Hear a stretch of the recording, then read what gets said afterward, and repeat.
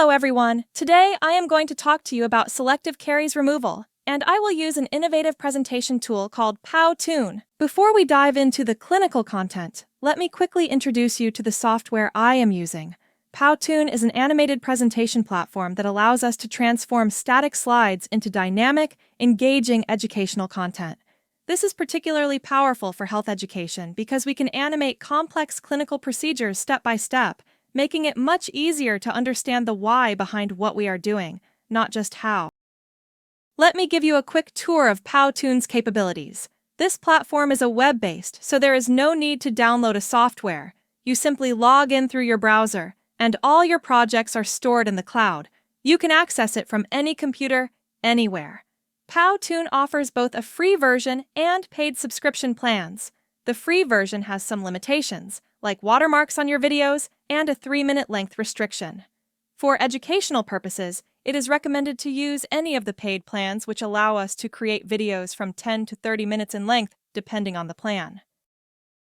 What makes Powtoon special is its flexibility. We have access to animated characters who can demonstrate procedures. We can import images, diagrams, and PowerPoint slides into our presentations. We can add text animations, effects to focus on specific areas, and record our own narration right within the platform. The platform also has built-in music, voiceover, and sound effects. I chose Powtoon for this lecture because it addresses multiple learning styles simultaneously. For visual learners, it is possible to use animations and colors. For auditory learners, for instance, you can narrate each step or procedures clearly. For kinesthetic learners, the animations itself are important. And for linguistic learners, the benefit from the combination of text and narration to reinforce key teach and reinforce key concepts in multiple ways simultaneously. The topic that I will present is selective caries removal. This topic is addressed for dental students so they can learn how to remove caries based on the depth of a lesion. I will try to go quickly through the presentation and show the overall content. These are the objectives of the lesson. I will explain how the preparation design should be when we remove caries. The preparation design depends on the extent of the caries. For the caries removal procedure, it is important to review the clinical hardness of dentin, since based on that we will decide clinically what parts of the dentin we will leave during caries removal.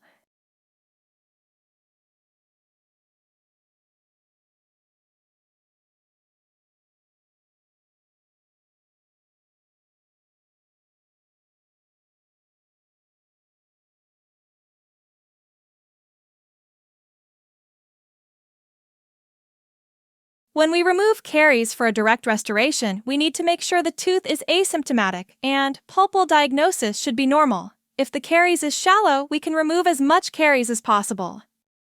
In a moderate or deep caries, the pulpal diagnosis should also be normal. In these cases, we need to prioritize to avoid exposing the pulp during the caries removal procedure.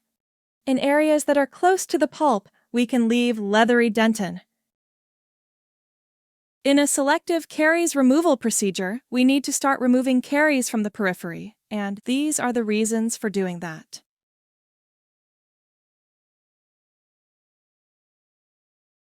Younger pulps react better to caries removal procedures.